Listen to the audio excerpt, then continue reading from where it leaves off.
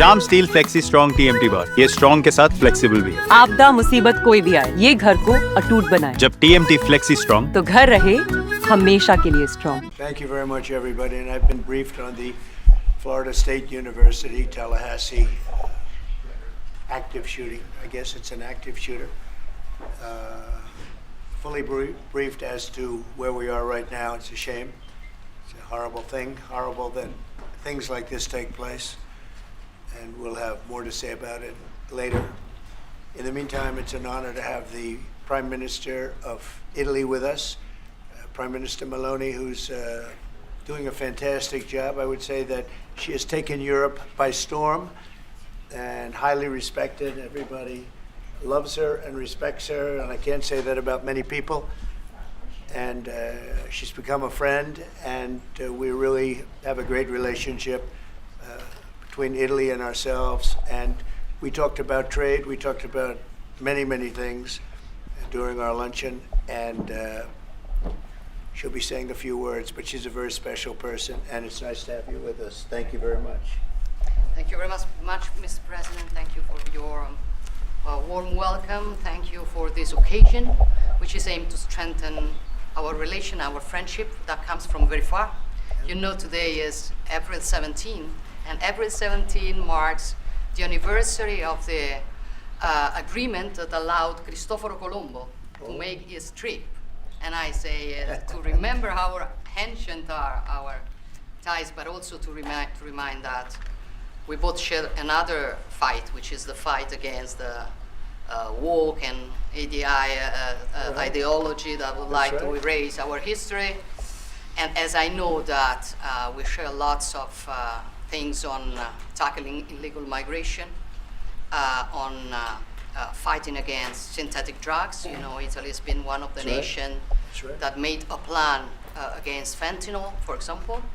But we have been talking about many bilateral topics and things that we can do together, about defense, about economy, about space, about energy. Italy will have to increase its LNG imports, and also nuclear that we are trying to develop. I think there can be ways to work together, and the Italian enterprises will invest as they've been doing for many years. As you know, in the next years, I think around 10 billions. That shows how interconnected our economies are. And that's very important, Mr. President. It's not only about Italy, it's about the entire Europe. The exchange between us is a very big one. Investments, trade. It's a topic that we are discussing in this week. But at the end of the day, look, somebody calls me, I was saying it before, such a Western nationalism. I don't know if it is the right word, but I know that when I speak about West, mainly I don't speak about a geographical space. I speak about a civilization. And I want to make that civilization stronger. So I think even if we have some problems, okay, between the two shores of the Atlantic, it is the time that we try to sit down and find solutions. So I want to thank President Trump for having accepted an invitation to pay an official visit to Rome in the near future, and consider a possibility in that occasion to meet also with Europe. The goal for me is to make the West great again, okay? And I think we can do it together. We can. We will keep on work on that. I'm going to close. I want to say only, I'm proud of sitting here as Prime Minister of an Italy that today has a very good situation despite the difficulties, a stable country, reliable country, 1 million more jobs in the last 2 years and a half. Great. Inflation is going down, so you forgive me if I promote a bit my country, but you're a businessman and you understand me. So migration flows going down 60%. So we are trying to do our best, but I think we can do it even better together. Also on Ukraine, I will close. Together we've been defending the freedom of Ukraine. Together we can build a just and lasting peace. We support your efforts, Donald. Good. Thank you. Thank you very much, and I think we're doing well. in that effort, but we want to get it done, and we'll see if we can. We want to save, on average, think of it, every week 2,500 people are being killed, mostly soldiers, Russian, Ukrainian soldiers. And if we can save those lives, that would be a very good thing. And so we'll see what we can do. And I think we're getting close, but we'll let you know very soon. And you've been very helpful. I appreciate it. Thank you. Any questions? Mr. President, how much longer does Vladimir Putin have to respond to your ceasefire proposal before you put secondary tariffs or sanctions on Russia? We'll see what that will be. We're going to be hearing from them this week, very shortly actually, and we'll see. But we want it to stop. We want the death and the killing to stop. Mr. President, on Jerome Powell, you said that the termination of Jerome Powell cannot come fast enough. He says he won't leave, even if you ask him to. Oh, he'll leave. If I ask him to, he'll be out of there. But Do you believe I don't think he's. I don't think he's doing the job. He's too late, always too late, a little slow, and I'm not happy with him. I let him know it, and if I want him out, he'll be out of there real fast, believe me. Yeah, go ahead. Are you trying to remove him? Go ahead, please. Question? Are you trying to remove him, Mr. President? Yeah, question? Mr. President, when you made Judge Boasberg in a case against your administration, said the Constitution does not tolerate willful disobedience of judicial order. Do you agree with that statement? Well, you're going to have to speak to the lawyers. We have great lawyers. I can tell you this, we're doing a fantastic job of getting criminals out of this country who Biden allowed into the country.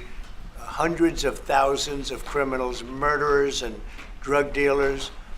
And I was elected because of the fact, I would say maybe that was the number one fact for a lot of reasons, the economy, a lot of things. But one of the primary reasons I was elected is because I said, I'm going to get the criminals that he allowed to come into our country so stupidly through open borders. I'm going to get them out. And I got a lot of votes, record-setting numbers of votes, as you know. We won everything. The popular vote, all 7 swing states, we won everything. And that's what the public wanted. That's what I'm doing. But you'll have to speak to the lawyers because it's up to them. Mr. President, what do you think of the proposal from France? Say it. What do you think of the proposal from France and UK of a peace mission in Ukraine with soldiers? And do you think that Italy should take part into it? Well, I think Italy will have to make that determination, but peace missions are always good with me. I'm okay with peace missions. Yeah, please. Mr. President, have you discussed what areas of cooperation have you discussed with the Prime Minister vis-a-vis Italy and the United States and Europe and the United States? And on China? We discussed it very briefly. No, we're doing very well with negotiations, I think, with all countries. And Scott could tell you a little bit, but we are doing very well. We have a lot of countries that want to make a deal. Frankly, they want to make deals more than I do. Go ahead, Scott. Would you say something, Chris? Yeah, we've got a process in place. We're working on the big 15 economies first. We had a fantastic meeting with Japan yesterday. I believe there have been calls with the EU already. And then we have South Korea coming in next week. And I believe India is also talking. That's moving very quickly. Go ahead. Ukraine's President Zelensky has said he has evidence that China is supplying weaponry or ammunition to Russia. Do you have any evidence along those lines?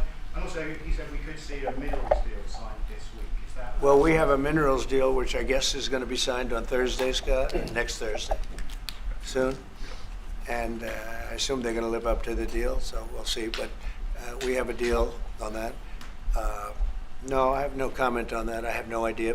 That's his statement, not mine. Mr. President, there were reports that you waved off an Israeli attack on Iranian nuclear facilities. Can you comment on that? Is that accurate? And they say the attack is what?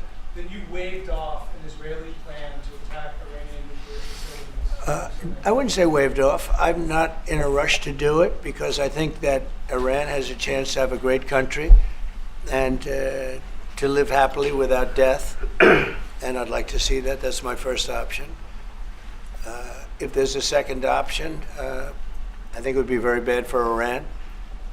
And I think Iran is wanting to talk.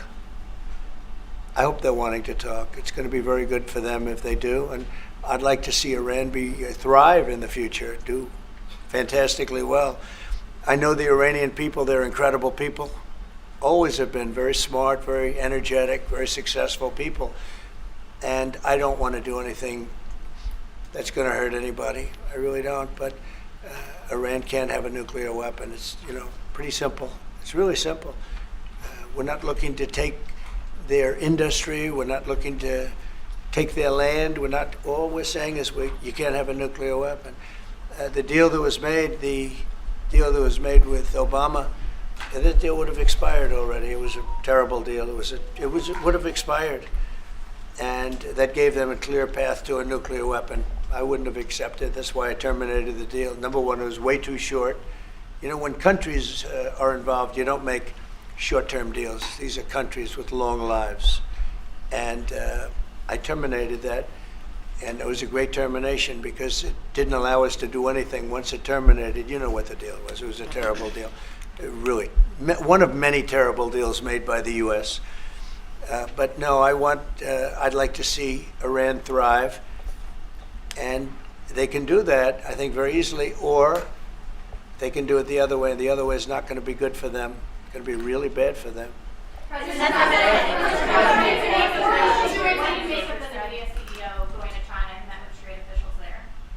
Well, Jensen's an amazing guy. He's become a friend of mine, and I don't know, he's a person that's very proud of our country. He loves our country. I'm not worried about Jensen at all. Mr. President, before hold you in contempt, will you take steps to return Kilmar Abrego Garcia to the United States and put him in front of a judge? Well, I'm not involved in it. I'm going to respond by saying you'll have to speak to the lawyers, the DOJ. I've heard many things about him, and we'll have to find out what the truth is. But I will say this, we were inundated by millions of people, many millions of people during the Biden administration. They say 21 million.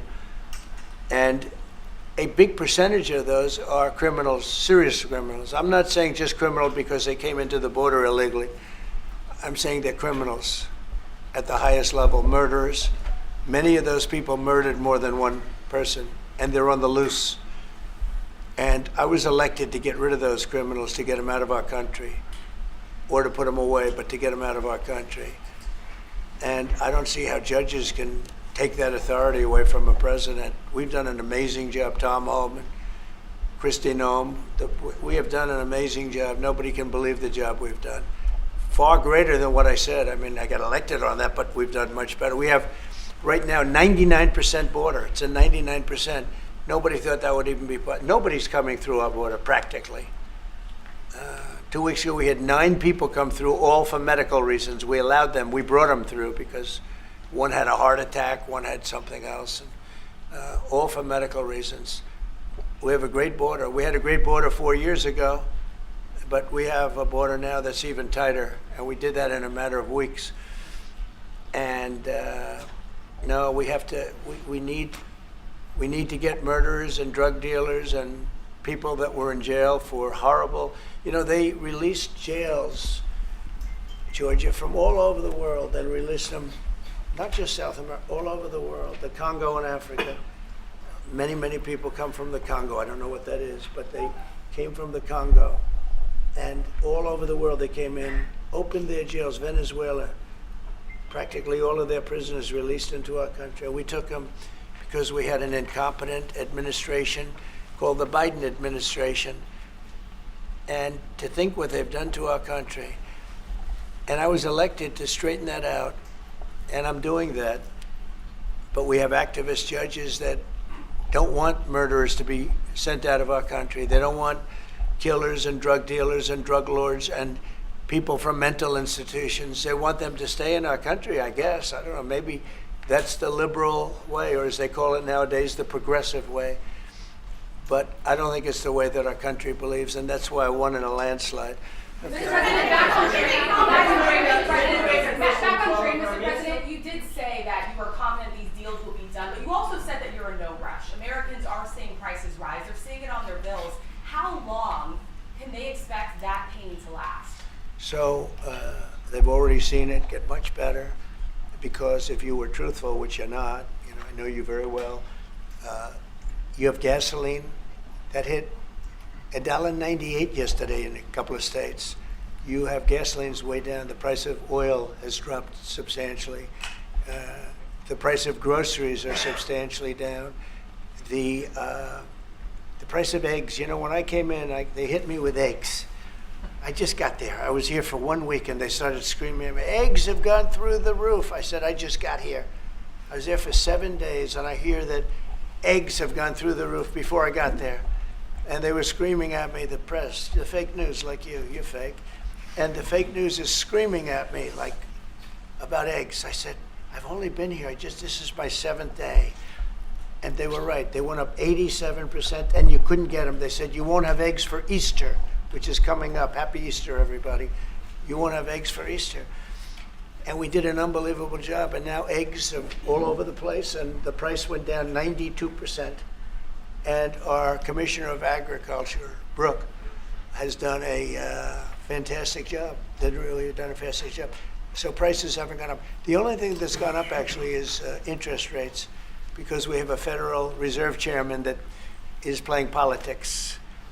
Somebody that I've never been very fond of, actually. But he's playing politics. Interest rates should be down now. They should be coming down. In Europe, as you know, they reduced them, I guess 7 times. It looks like they're going to reduce them again and again and again.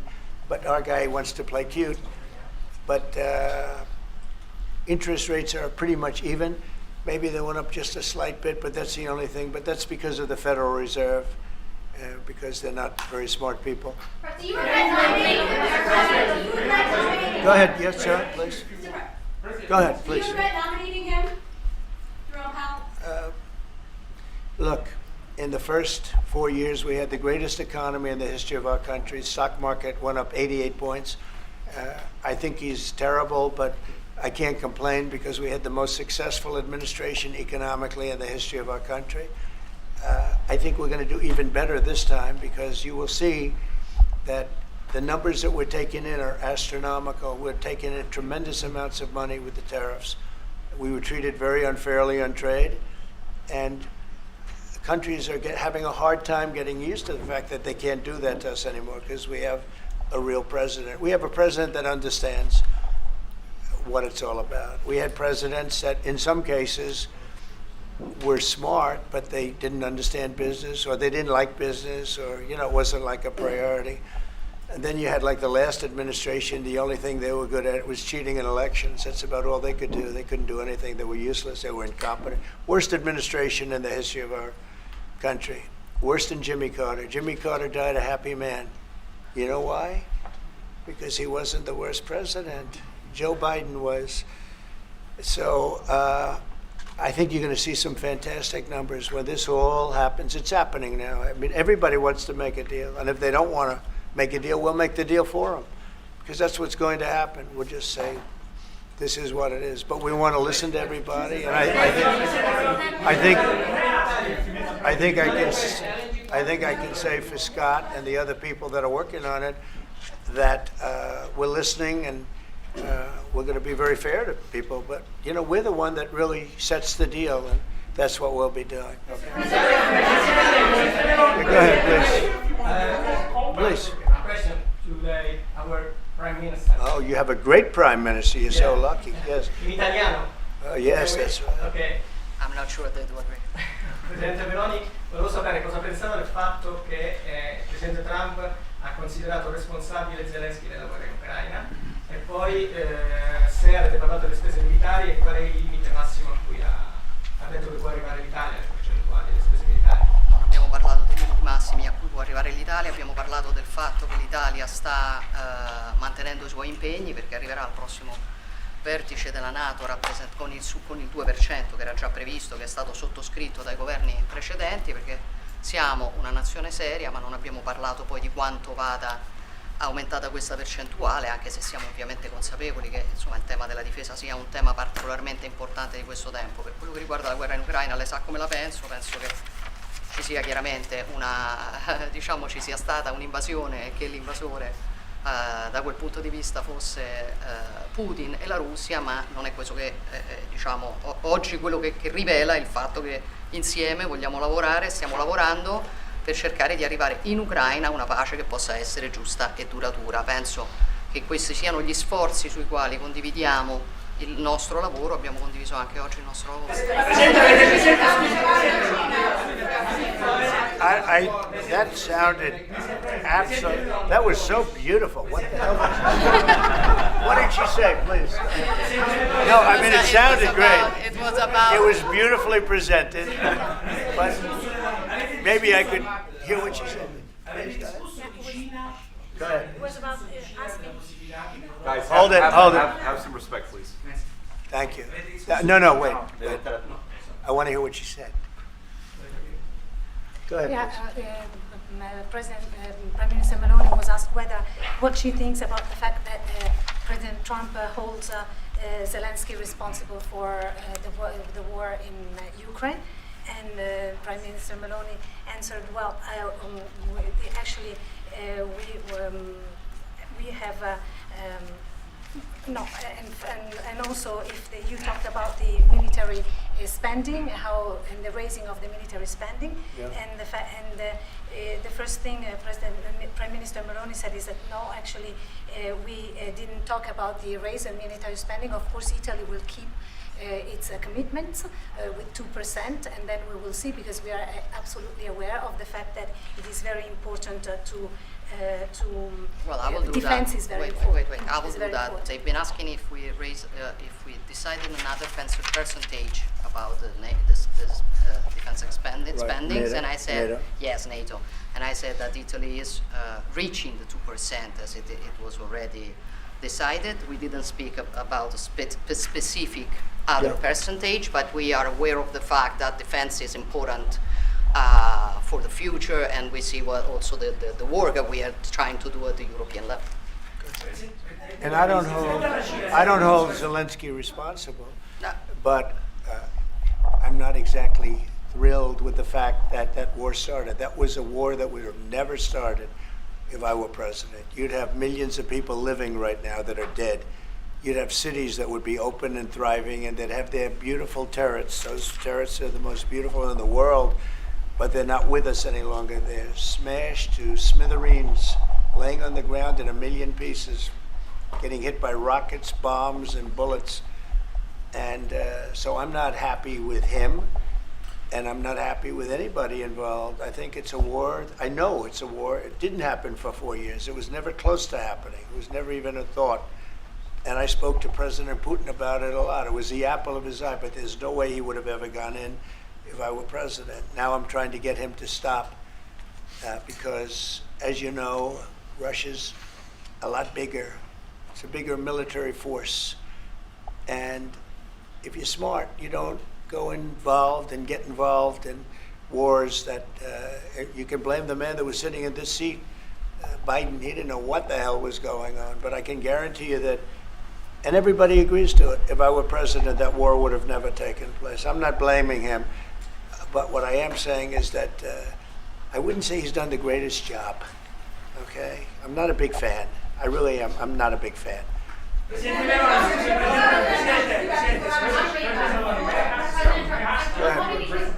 ahead. Presidente Meloni, avete discusso di Cina e della possibilità che l'Europa ponga dei dazi, diciamo, sulla Cina. Mr. President, are you sure about the definition of parasite of European? Would you say again that European are parasites? It's never said. Would you say again that The European- Europeans Have are you said that parasites? Europeans are parasites? Yeah. Have you seen it? No, I haven't said. I don't He know what. didn't say. I don't even know what you're talking about. Go ahead, please. Go ahead. No, wait. Next. Go. Thank you. Prime Minister Meloni just said we want to make Europe great again, and we want to do it together with the United Sure. The West, yeah. Did you? I guess that's what you said, Mr. Prime Minister. How are you going to do that? And are you looking to do it to counter China, who is really trying to gather influence against the United States with the help of this joint? I hope that Europe is going to be great again. Europe is going through a lot of problems, and a lot of it's having to do with immigration. And I'm not a big fan of Europe and what they've done with immigration at all. And I think they got to get smart, because Europe is being very badly hurt by what they've done with immigration. Now, I'll say this, that the Prime Minister has taken a very tough stand on immigration. And I commented to her before, I said, I wish more people would be like you having to do with that subject, but they're not. Europe is very important to me. Europe is very important to the world. I want Europe to do very well. I think they have to get a lot smarter on immigration. But we are beginning doing it.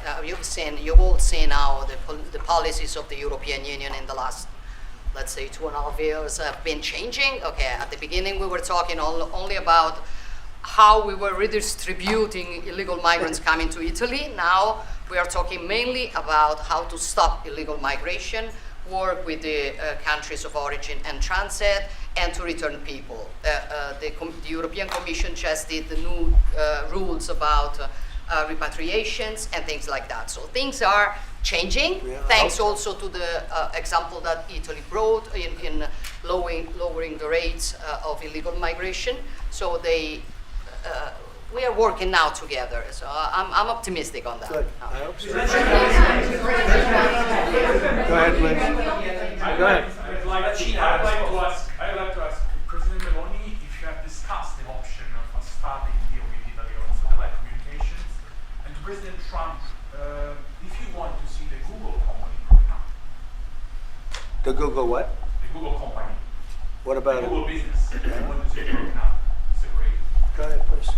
Oh, well, we didn't discuss about Starlink. We've been discussing about defense space. We will work together also in the Mars missions.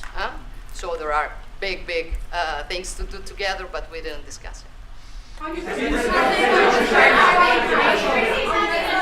your conversation with the Prime Minister that changed your mind potentially about tariffs and what you plan to do going forward? No. Is there anything the Prime Minister said to you that changed your perspective? No, tariffs are making us rich. We were losing a lot of money under Biden, trillions of dollars, trillions on trade.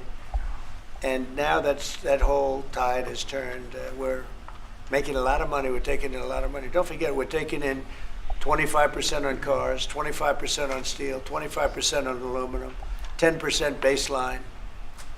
We put penalties on China for sending us fentanyl. We put penalties on Mexico and Canada, 25% for allowing fentanyl and allowing the borders to be weak. Now we're taking in billions and billions of dollars while I sit here and talk to you.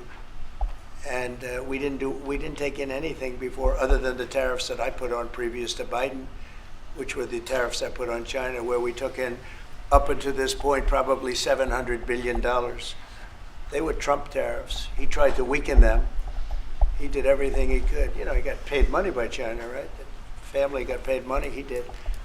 And so I don't know, maybe that was the reason, or maybe it wasn't, but he tried to weaken them, but he couldn't, because there was so much money that his budgets, you know, they couldn't stand not doing it.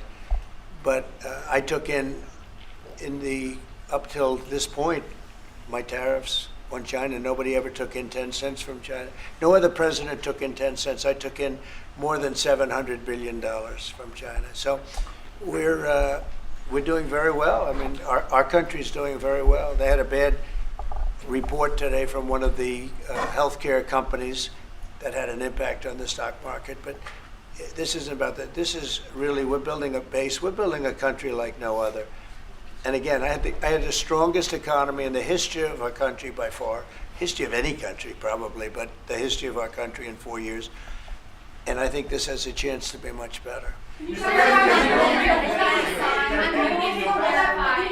on the mineral field? Will that be signed here at the White House with Ukraine on Thursday? Will President Zelensky be coming here for that? I don't know exactly. I'm going to leave that to Scott. What do you think? Where would it be signed and when? Yeah, we're still working on the details. We're shooting for around April 26th. Is there any more detail that you could tell us about what's in that deal and how it came together? It's substantially what we'd agreed on previously, but president was here. We had a memorandum of understanding. We went straight to the big deal, and I think it's an 80-page agreement, and that's what will be signed. President Trump, on rate cuts, can you clarify on rate cuts, do you intend to seek Powell's firing if he doesn't change his stance on rate cuts? Or is that on the table, or is it out? Well, I think he should do the rate cuts, because I think if Europe has done it, it puts us at a disadvantage to Europe. I mean, he plays right into their hands. So I think he should do the rate cuts. We don't have really inflation now. I just said the major things are going down. Oil is great. Oil is way ahead of schedule, and that's because of our policies. But oil is down into the $60, $65 range now per barrel. And I told you, in certain states we have less than $2 for gasoline. And food is down. Groceries, as we call it, are down. Other than interest rates, everything's down. Interest rates are pretty flat. It's not that they're up, but we should be better than flat. We should, if he would lower the interest rate, I think it would have a good impact on that too. But the costs are down. We have very little inflation. I would say we have essentially no inflation. Hard to have inflation when oil goes down, and oil goes down. When Biden came in, oil went through the roof. That's what caused our problem. That and his very dumb spending. But when the oil prices go down, and they have gone down a lot, we've gotten it down really good. We've opened it up and we've gotten them down. And that means that people driving cars are going to be paying $2 and $2.50 instead of $4.50. And even at the end, they tried just for the purpose of the election to get it down, but they had really lost that sucker. It was not good. But if they had won, oil right now would be at $7 or $8 because of their policy, and we're going to be at about $2. Could be even a little bit less than that, and you're starting to see it. So I don't know how you can have inflation when oil has come down quite a bit, and I would say the Fed really owes it to the American people to get interest rates down. That's the only thing he's good for, and he would have an effect on that if he lowered them. And I think at some point he will. He's going to have a lot of political pressure. They are political also. And I think there's a lot of political pressure for him to lower interest rates. Okay? Yeah, go ahead. Sorry. Please. Do you think that Italy can be your best ally in Europe? And also, do you ever notice when you walk, if you step on hands? Only if the prime minister remains the prime minister can it be our best. she's doing a great job. And yeah, certainly one of our great allies, not just in Europe, anywhere. She's a fantastic person and doing a great job, and our relationship is great. And we have a lot of Italians in this country, I tell you, and they like Trump, and they voted for Trump. Anyway, thank you very much, everybody. Thank you.